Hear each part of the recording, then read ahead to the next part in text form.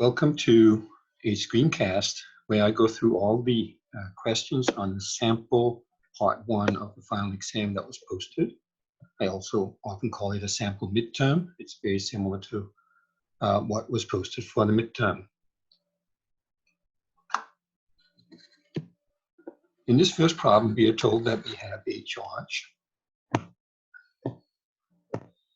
on placed at x equal to 0. We have a charge of negative 1.6 microcoulomb. And then at x equal to 2, we have a charge of positive 2.8 microcoulomb. Where can we put a third charge so it would be in equilibrium?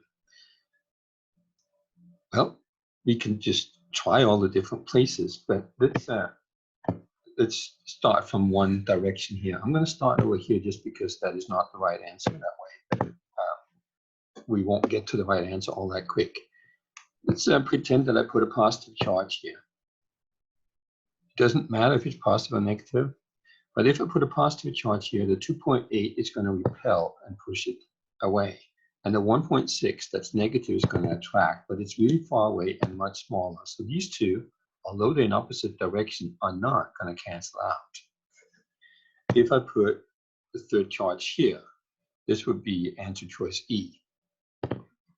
The 2.8 is going to repel, and the 1.6 is going to attract. So they're in the same direction. They're also not going to be the same size. So no way that can cancel out. If I put it here, the 2.8 is going to repel, less than before, but still repel. And the 1.6 is going to attract more than before, but still attract. So they're in the same direction, so they can't cancel out. If I put it here, I'll continue to have that situation. Although somewhere here, I can find a place where the two forces are equal, but they're not in opposite directions. So now I get to the last choice, and that's putting it out here on the negative side. If I put a positive charge here, the 2.8 is going to repel, but not very strong because it's far away, and the 1.6 is going to attract. And somewhere out here, I can find a place where that attraction is exactly the same. Now, if I were to go ahead and do a calculation on this, I would call this distance x, and I'm going to end up finding it as a positive number. And then I would call this distance 2 plus x, or x plus 2. So then I can set up that the forces have to be equal in size. I'm just looking at the sizes of it. And that would be k, and it would be q1, 1.6, and it would be q3, the one I don't know, divided by x squared. That has to, size-wise, so I'm doing absolute value of these charges, size-wise being equal to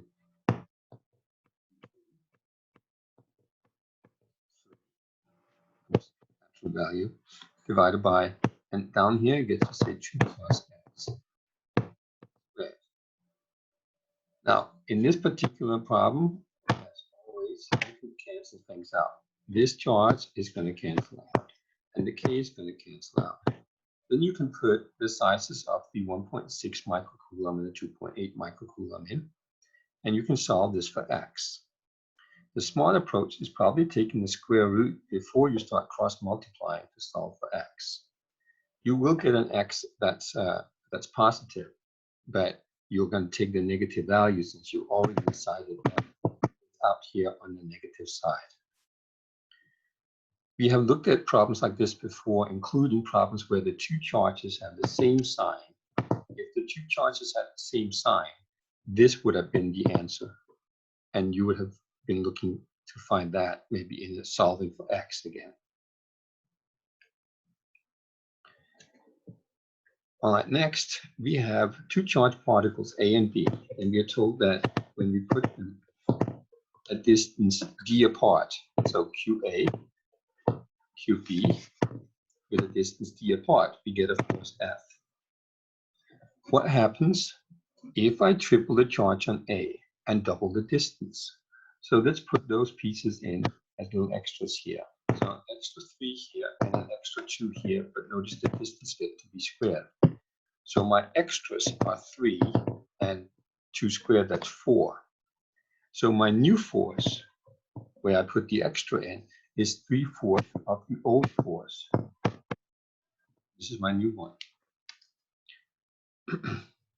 So that becomes the answer. You should be able to do that kind of changing the relationship anytime.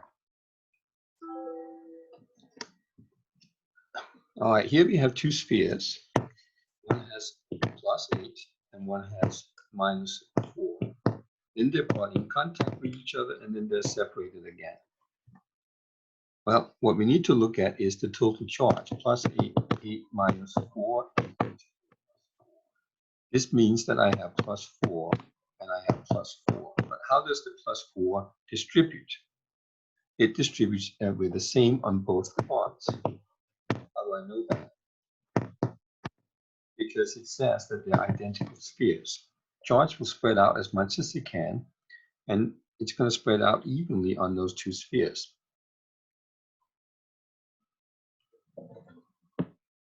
Okay, next we have 2 parallel plates, some distance apart, connected to a power supply, a voltage. So there are different ways you can get to this acceleration, but perhaps the simplest is to say Newton's second law tells me force is mass times acceleration, so this means acceleration is equal to it's a proton, so I know the mass.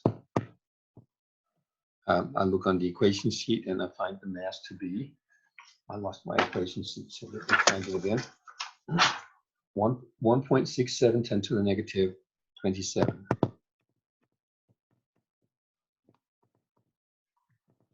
But I need to find the force. So now we have another question. How do I find the force? Well, force is Q times E. I know the charge. That's 1.6. I need to multiply by E, but I don't know E, so now I have another problem. So then I go find E. E is voltage divided by distance. And I can do it. I have 45 volts, and I have a distance of 0.015 meters. I changed the centimeters to meters. So once I calculate that electric field, I can put that in here. And once I get that force that I come from here, then I can put that in here. And that's how we can get the answer. They're not hard calculations, but yes, you did have to do 3 steps. It's a little bit unusual. It looks like maybe a simple problem. And the other little tricky part is it gives you an area that you don't need. This time we have a capacitor. So we need to recognize that something in farads, that's capacitance. So I have the capacitance, and I have the voltage, and I want the energy stored in the capacitor. On the equation sheet, that's labeled PE with a subscript C for capacitor. So on the equation sheet, we have a few choices for that. It says that we can do PE is equal to a half Q times V. But that won't work because I don't have Q. Now, you could go find Q because you have C and V. You could solve this one for Q. But instead of doing that, we should look to see if the second choice for potential energy on the equation sheet works. It says a half CV squared, and that works perfect. So I can put in my half, and then we put in the 180 times 10 to the negative 6 farads. I just on the fly got rid of the micro part here. And then we get to multiply by 15 volts, and that has to get squared. By the time we get that done, we have 2.03 times 10 to the negative 2, which we could change to millijoules, and that's what was done in the answer choices here.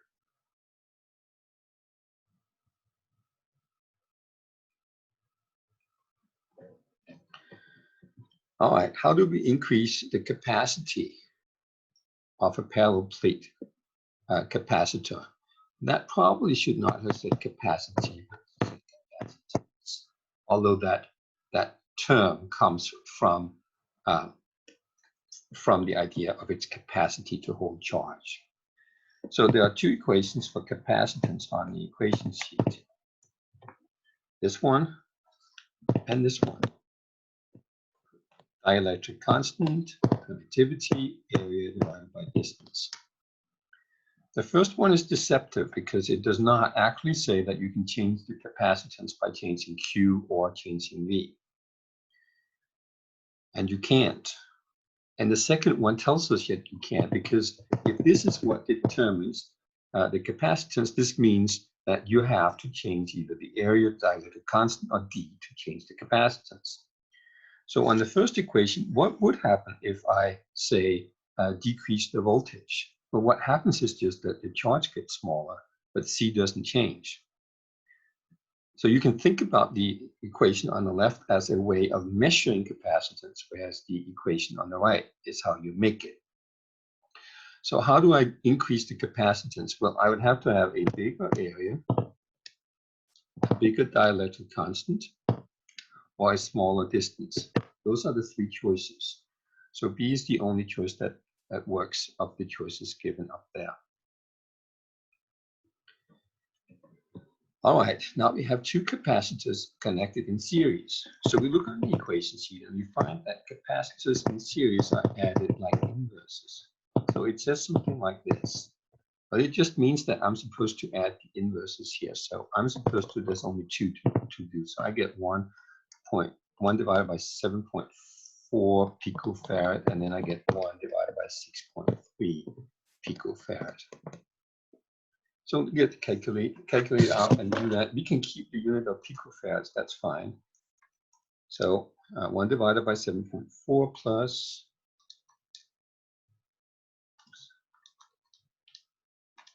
that gives me 0.294.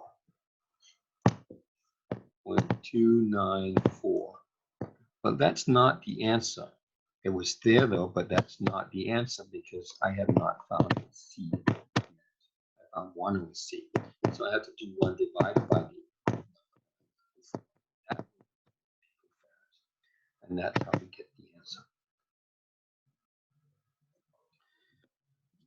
All right, how do I quadruple the power dissipated in a resistor? Well, I'm looking at power as voltage times current, right off the equation sheet. The problem is that if I change the voltage, I need to know what happens to the current. Otherwise, I won't have my answer. If I change voltage but don't know what happens to current, I'm not going to know what happens to power. So it might be smart to get rid of the current by doing a little substitution. Ohm's law says that, that's not what it says. Ohm's law says that I is equal to V divided by I. And I can solve that for I, that means V divided by R, and I can substitute that in right here for I. So I get E is equal to V times V divided by R, or I can write that as V squared divided by R. So now I need to start looking at my choices. So I have a choice that says that I'm doubling the voltage. That's my first choice here. So let's see what happens if I put a 2 here. Well, it gets to be squared, and I'm going to get 4 times the power. Perfect, that's exactly what I want. If I had reduced the voltage to half, I would have gotten 1/4 of the power. If I'd reduced the voltage to 1/4, I would have gotten 1/16 of the power. If I put an extra 4 here, I would have gotten 16 times more power. So B, C, and D, none of them work.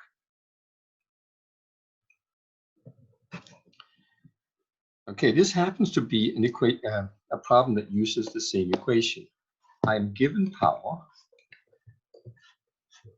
and I'm given the voltage, and I want the resistance. So the equation we just derived by combining before that says power is equal to voltage squared divided by resistance would work perfectly for this. You can put the numbers in, rearrange, and solve for R. Another option is that you'd say power is equal to V times I, and you would use that to find I.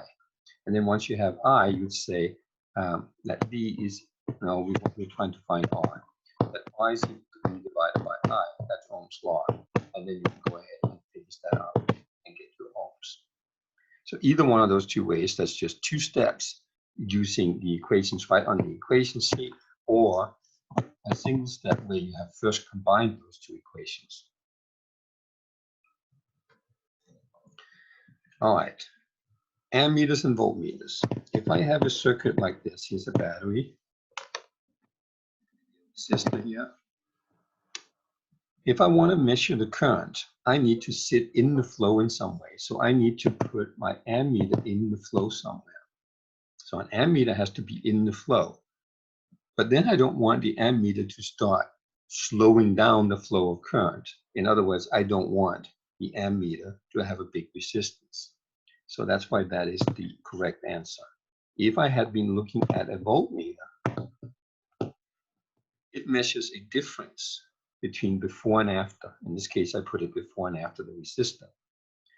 So when I put that, I don't want the current to go here.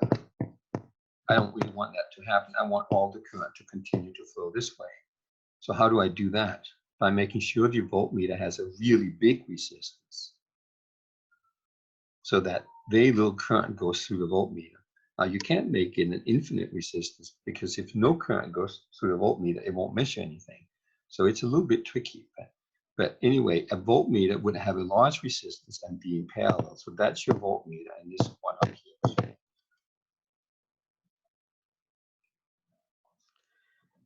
All right, a 4 ohm and a 6 ohm resistor connected in parallel. So somewhere in the circuit, you have a little place where it splits, and you have 4 and you have 6.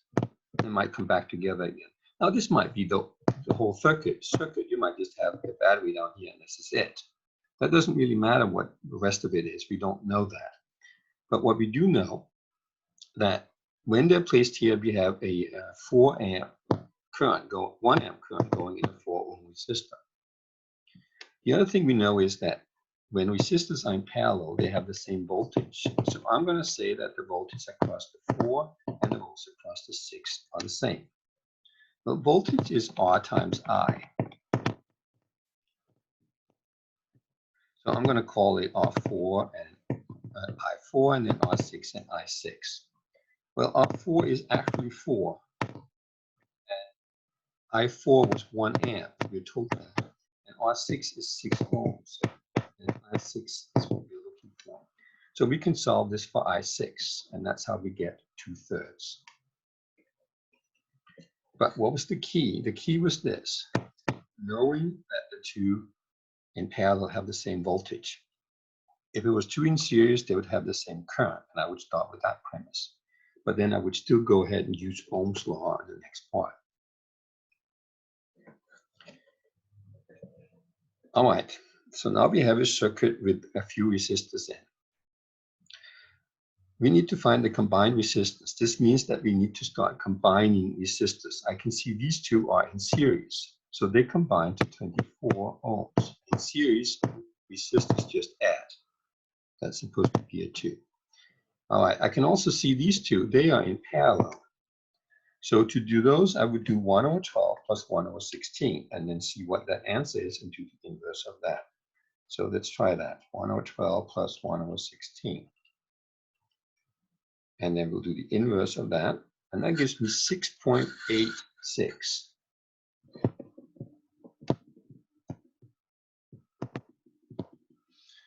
That 6.86 would then be in series. Let's change the color. Would then be in series with the 8. So this would actually give me a 14.86 for that branch that I circled in red. So now my final is that I have, if I redraw, I have my 16-volt battery, and I have 14.86. Then I have another one out here that had 24. Those are in parallel, so I can do 1/14.86 plus 1/24, and then do the inverse of that, and that will be how you get the answer.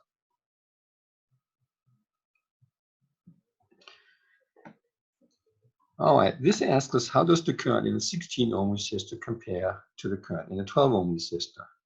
This actually is similar to a previous problem we had, because the 16 and the 12 are in parallel with each other. So the voltage across the 12 and the voltage across the 16 are the same. Well, I can write that as R times I, so that becomes R12, I12, and that becomes R16, I16. Well, the R12 is really just 12. Oops. And the R16 is really just 16, so let's write that.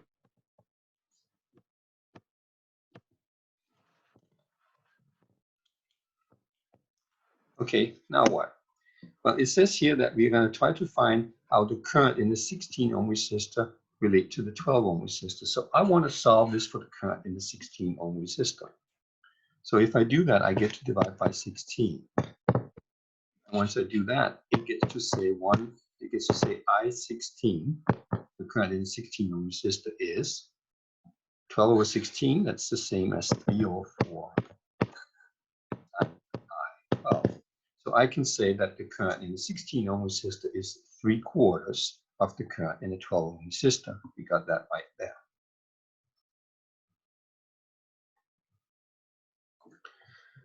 All right, next, what's the current in the 18 ohm resistor? Well, remember these two are in series, so they actually add up to 24 ohms. And if I follow Kirchhoff's loop rule, I can see that I have 16 here that goes around, and I'm losing the 16 in that part. So I have a loop here with a voltage of 16 that goes in a resistance of 24. I can find that current. So 16 divided by 24, that's 0.6 repeated, or 0.67 amps. So that's the current. That's the current in this branch here. These are in series, so both the 18 and the 6 ohm resistor have the same. So this is the answer to what's the current in the 18 ohm resistor. It also would be the answer to what's the current in the 6 ohm resistor. All right, now we got to topic 3, and we get magnetic field. So this is a little harder to do in a screencast because we have to start thinking about using your right hand, and I can't show that so easy. But it says here we have a current mounted vertically on a lamp stand. So pretend that the screen here is the table, and then we have this current mounted that's coming out of the table. So here's my current coming out of the table. It's mounted in a vertical wire and is flowing upwards. If I grabbed that wire with my right hand, thumb in the direction of the current, that means thumb pointing up, then my fingers are going to go this way around.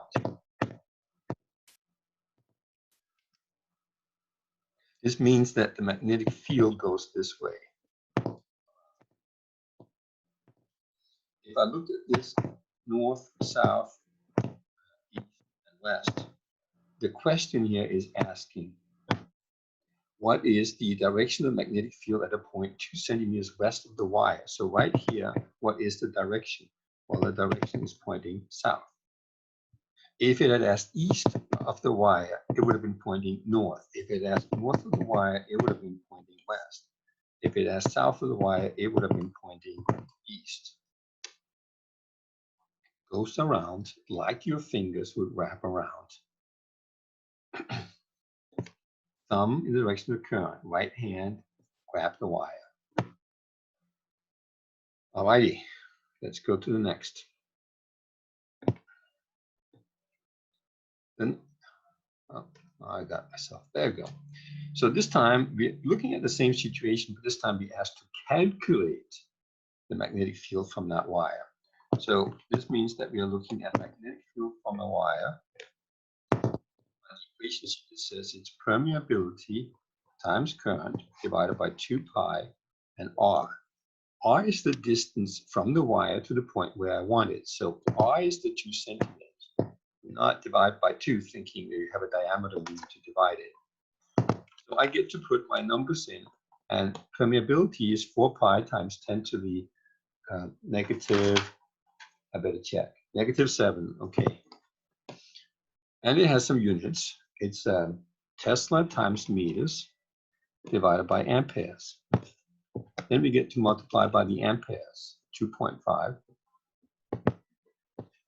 And then we get to divide by 2 pi, and then this distance. But I'm going to change the distance to meters, because that way, as I finish working this out, my meters will cancel out, my amperes will cancel out, and I'll get an answer in Tesla. Now it's going to come out very small, so therefore it might make sense to record it as microtesla. But as you're doing this, this would come up to, we'll actually leave it at that. This would come up to the magnetic field from the wire at that point is 2.5 times 10 to the negative 5 Tesla. But if I change that to -6, I would get 25 10 to the negative 6. And that's how we can get 25 microtesla, because -6 is micro.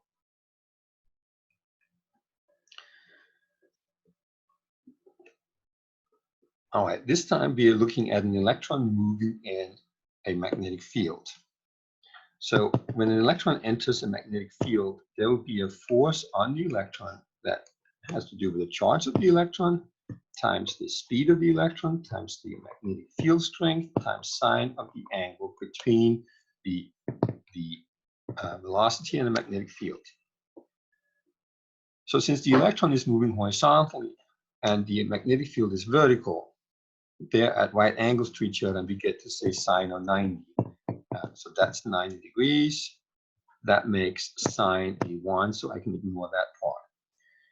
All right, so I can find the force because I know the charge, I know the speed, and I know the magnetic field.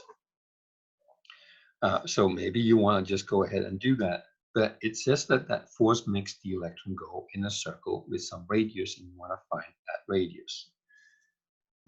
So you can try this with different ways, but if you're holding your fingers and saying the vertical magnetic field, that means you might have your fingers pointing down, you have your thumb pointing horizontal, then the force is going to be out the back of your hand because it's a negative charge. So your force is going to be horizontal and perpendicular to the velocity. That makes it turn, not speed up, not slow down, just turn. That's a circular motion. So what we can say is that this force from the magnetic field is equal to the net force. Well, net force is mass times acceleration. And we can put in what we got here, QVB. But acceleration, when you go in a circle, is called centrifugal acceleration, which is mv squared divided by r. So I can solve that for radius. If I do that, first of all, I can cancel out one of the speeds here. And then I can cross multiply, and I get R is equal to mv divided by qb. Now it just becomes a question of putting it all in. Now, it's not necessarily easy.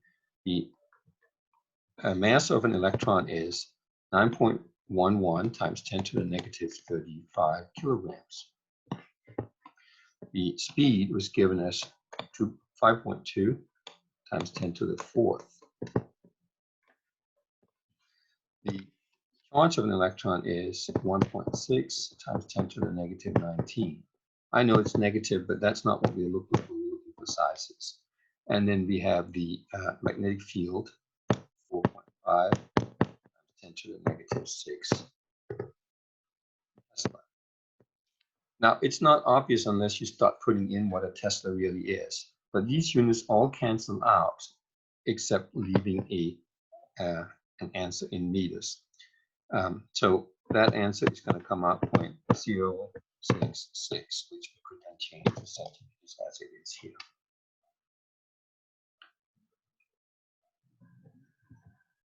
Okay, a particle moves across a page from right to left. So let's draw that. So we have a particle that's coming here, moving this way. We don't know what the charge is, but it has a charge because it says it's a positive charge or a negative charge in my answer choices. It also says that there is an electric field directed towards the top of the page. So let's draw that. So there's an electric field directed this way.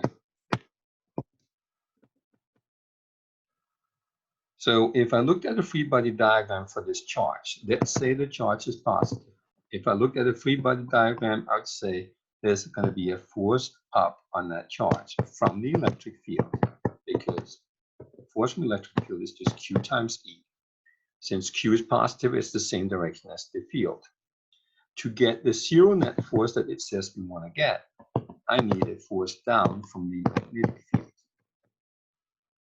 Now that's QEB. I don't actually need to solve any numbers here. But that force is found with the direction using my first right hand rule. That's the outstretched hand. So I need to put my thumb to go in the direction of the velocity. The force on a positive charge would be out the palm of my hand. So I need to hold my hand so my thumb points to the left and the palm of my hands point to the bottom of the page. That's going to make my fingers point into the page. So I just learned that the magnetic field would be into the page. So now we're going to look positive charge from left to right, not correct. Positive charge out of the page, not correct. Positive charge from top to bottom, not correct. Bummer. So that means it's not positive charge, but negative charge. So now we're going to redo the problem with a negative charge.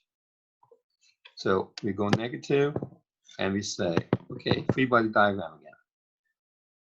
When the charge enters the electric field, it's going to have a force down from the electric field because it's Q times B. Since Q is Q times E. And since Q is negative, it's going to be opposite direction of the electric field. This means that to get a net force of 0, I need the magnetic force to be up. So now we get going with the right hand again. My thumb goes from right to left, velocity. And then I need the back of my hand, because it's a negative charge. I need the back of my hand to point to the top of the page. That's going to make my fingers point into the page. That means the magnetic field is into the page. All right, so that's how we get the answer.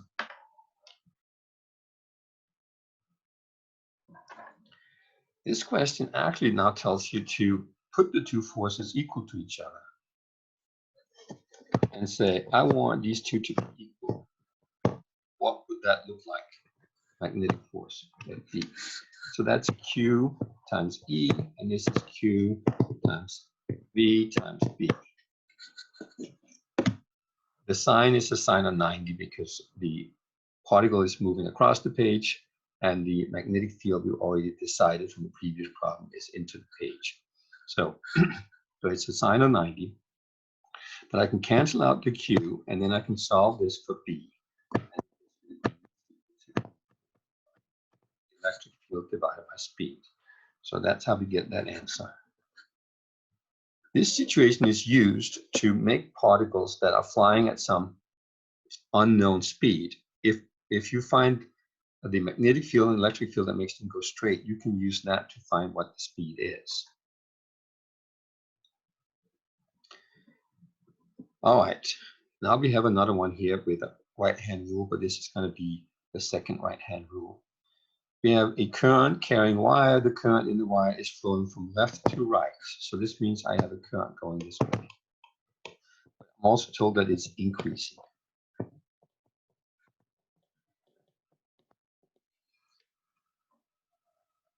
So, and then we asked what happens in this ring that's placed below it here. So first we have to recognize that for a current to be induced, there has to be a change in magnetic field, a change in flux really inside the ring. That's Faraday's law of induction. It looks like this. So I need a change in this part here. Well, what is that? That is magnetic field area and cosine of an angle between the magnetic field and the normal to the area. So the area of this ring isn't going to change, but the magnetic field will change. And because that will change, I'll have a change in flux. And because I'll have a change in flux, I'll have an induced EMF. And because I have an EMF, I'll have a current. Okay, so let's look at what that magnetic field is. So if I grab the wire with my right hand and the thumb in the direction of the current, my fingers will go into the page right here. all along here. Right hand, thumb in the direction of the current. My fingers would wrap around and go into the page here. They would come out the page up here if I wrap them all the way around. But what I'm concerned about is the part inside this ring. I have a magnetic field into the page. I can even find an expression for it. It's permeability current divided by 2 pi, and then a distance, where that distance is the distance from the wire. Well, because the current is increasing, this magnetic field is increasing. This means that I get a change. I have an increase in flux. So there is going to be an induced current. What is the direction? Well, Lenz's law tells us the direction is in such a way that that current will create a magnetic field inside the loop that will oppose the change. So since the change is that I have a magnetic field into the page that's increasing. Oops, I've been doing this all wrong. So let's backtrack this. It says decreasing, so this should say decreasing. So this should say decreasing. All right, sorry. So this means I have a magnetic field into the page that's decreasing. So the current in this loop will be in such a way as to create a magnetic field into the page to replace what we are losing because the existing field is decreasing. This means I would have to grab the loop so that my fingers inside the loop would point into the page. If I do that with my right hand, my thumb is going to point clockwise. So I'm going to get a current that goes clockwise in that loop.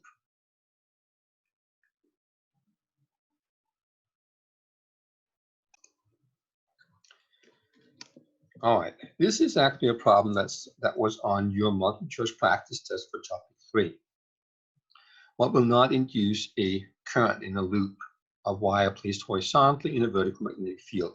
So you could imagine placing a little metal ring on your table and have a magnet maybe below the table. So a vertical magnetic field. So if I change according to Faraday's law of induction, we just have a single loop here. If I change anything in that flux, that's magnetic field or area or cosine of the angle, then I would have an induced current. So if I change the area, I will have an induced current, and I'm looking for what will not create it. If I increase the magnetic field that's working on the B instead of A, I will have something. If I spin the loop around the horizontal axis, this would be like taking the ring off the table and start rotating it upwards around. That's a horizontal, rotating around the horizontal axis. That will change from the field going through the loop to it not going through the loop and then coming through from the other direction. So that would also create a magnetic field. I should cross them out. On the other hand, if I took the ring that I put on my table and I move it across the table a little bit in any direction, as long as I'm not moving it outside of the magnetic field, I would still have the exact same B, exact same A, and exact same angle. And that means I would not have a change, and that makes C the right answer. Now, if you move it too far, you'd say, then I have a change, and there's no right answer at all. All right, we have 3 things to work with here. We have the direction that it travels, that's the velocity, but since it's light, we might call it C instead of V. We have the electric field, and we have the magnetic field. And here's the deal, they all have to be perpendicular to each other. So C has to be perpendicular to E, and C has to be perpendicular to B. But also E has to be perpendicular to B. So all mutually perpendicular. What does that mean? Well, that means that there's only one direction for each of them. So in this case, it says that the radio wave is traveling from east to west. So this is using the east-west direction. The electric field goes up and down. So this is using up and down. That means there's only one left, and that's north-south. Because they can't be in the same direction, any of these. That will make them parallel instead of perpendicular. All right, if you walk towards the mirror with a speed of 4 meters per second, your image will also walk towards the mirror with a speed of 7 meters per second. No, it's 4 meters per second. This makes the image come closer to you at a rate that's twice as big. Let me try to illustrate that. Let's say that you're here. Maybe you're 6 meters from the mirror. That means your image is over here somewhere. 6 meters from the mirror. Let's say 1 second later, you have moved in to be 2 meters from the mirror. That means you moved 4 meters in 1 second, right? So now you're 2 meters. Well, then your image would have moved in here and be 2 meters from the mirror, just the same. So what was the distance? Well, what is it now? So how much closer did your image move to you? 8 meters in that 1 second. So relative to you, the image moves 8 meters per second. It doesn't matter which set of numbers you use. I just used 6 and moved into 2.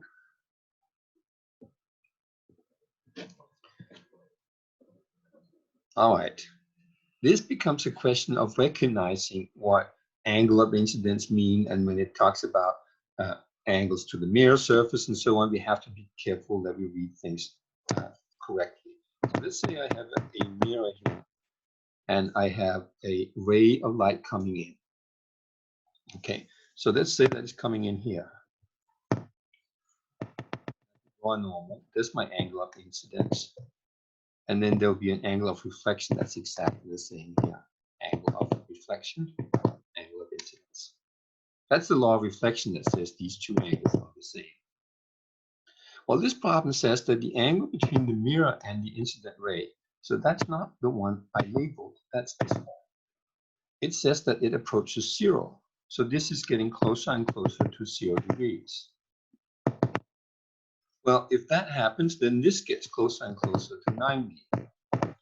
And that makes this one get closer and closer to 90. And that makes this one get closer and closer to 0. Okay?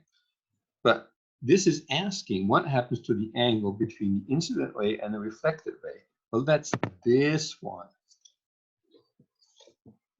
Well, since those two are getting closer to 90 each, then the total angle is getting closer to 180, approaching 180. All right, a ray of light passes through a block of glass. So maybe I have a piece of glass here, and I have a ray of light coming in, and as it goes in, it's going to change direction a little bit, and then as it comes out, it's going to change direction again. That's all fine. That's not what this question is asking about. It says, how does the speed that it has here compare to the speed it has here? And since the equation sheet will tell you this, it tells you that the speed, let's see exactly how it says it. It says that n is equal to c divided by v. Well, I can write that as v is equal to c divided by n, where c is the speed of light in vacuum, and n is the index for the material. So if I'm in air here and I get back into air here, I have the same n. C is universal constant. I'm going to have the same v. What's the deal? Well, the deal is that waves, the speed of a wave depends on the material it travels in. So if it travels in the same material before and after, it's going to have the same speed. Our confusion is that if I shoot a bullet through a piece of wood, it slows down when it goes into the wood and it does not speed back up again. But that's a bullet. That's a particle with mass. That's very different than a wave. All right, the last 3 questions relate to this little passage. So this could be somewhat similar to what you might have done in a lab. Shine some light in, but you're shining it in right along the normal, and then when it comes out on the other side of this semicircular piece of glass, it's going to go from glass to air, and it's going to change direction. It did not change direction going in because it was coming in right along the normal. Then there is no angle going in to the normal, and there's no angle coming out. This is asking us to interpret the slope on this. It's almost like a lab question. But here's the situation. I'm going from what inside the glass called 1 and going into the air, that's 2. I can tell that by the way the labels of the angles are. So N1 sine theta 1 equal to N2 sine theta 2.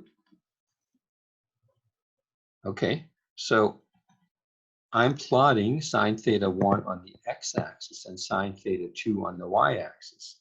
So I want to rearrange this. In fact, I'll just substitute those in and say that's N1x and that's N2y.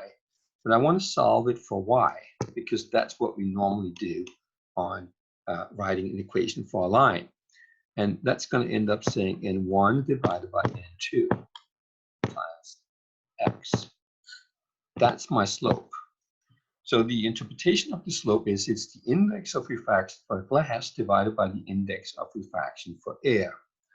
That's not an answer choice. However, since the index of refraction for air is 1, I can just pick the answer as it's the index of refraction for the glass. So this would be a way you could have measured the index of refraction for that glass. Next question. It says that she measures a particular theta 2 for a particular theta 1. So we're just going to take the equation I wrote before and put these numbers in. So N1, that's the index for the glass we're looking for. Sine of, and we're told that theta 1 is 34. Then we're going into air. That has an index of refraction of 1, and then it's going to say sine of 65. A little close to the edge here, but you get the point. All right, I can solve that for N1, so I just have to take sine of 65 and divide by sine of 34.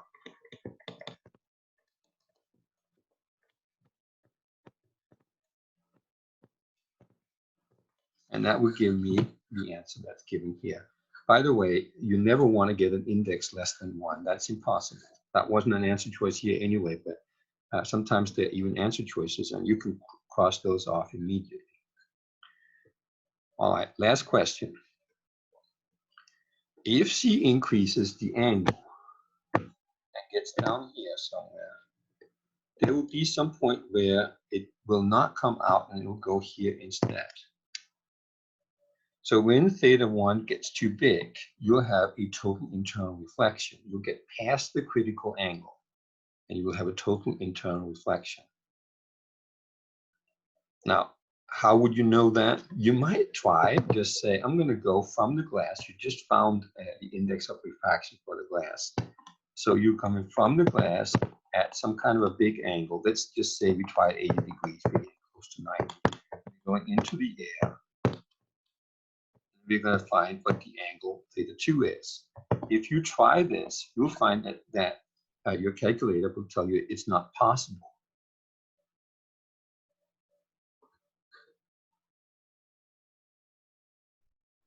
And that tells you, that's because the left side here is greater than 1. And that tells you that we have a situation where the light does not come out here. If it came out here, this should be solvable. All right, well, that concludes going through those 28 questions. I'll be back with part 2 and a separate screencast. Talk to you later.